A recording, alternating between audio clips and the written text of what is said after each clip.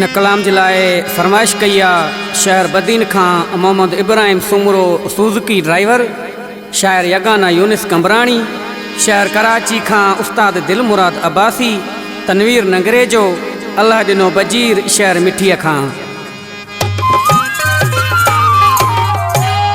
बदीन शहर में ए भी तोखे पियो यादि करे,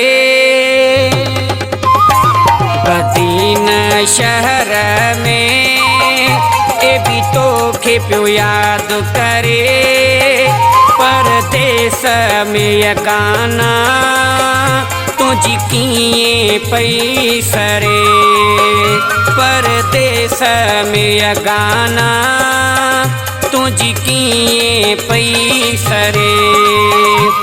बदीन शहर में ए भी तोखे पियो यादि करे, परदेस में यगाना तुझी कीअं पई सरे, परदेस में यगाना तुझी कीअं पई सरे, तुझी कीअं पई सरे।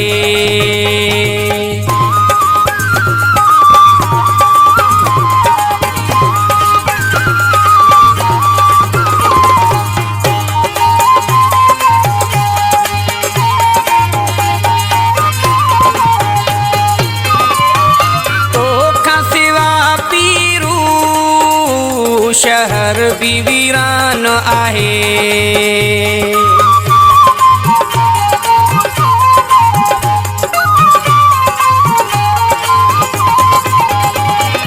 तोखां सिवा पीरू शहर भी वीरान आहे। बदीन जी गली गली थी यार मुखे खाए, आऊं वेठो आहियां आसरे, छो थियो आहीं तूं परे, परदेस में यगाना तुझी कीअं पई सरे।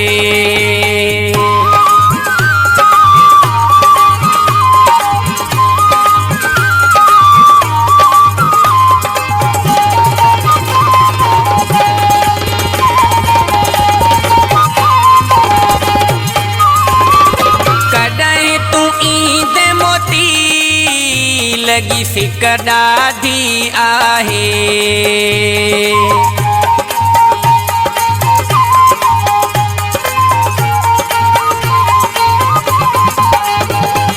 कॾहिं तूं ईंदे मोती लगी सिक ॾाढी आहे। होणाई जी मोरीअ ते अची मेलो तूं मचाए, अच टंडे बाग जानी दिल तोखे पई घुरे, परदेस में यगाना तुझी कीअं पई सरे।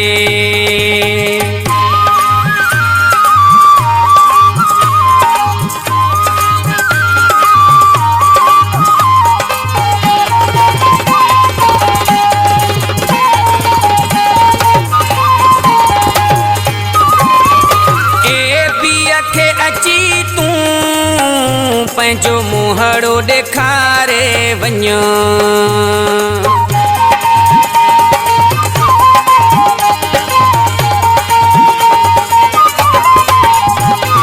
ए पीउ खे अची तूं पंहिंजो मुंहड़ो ॾेखारे वञो,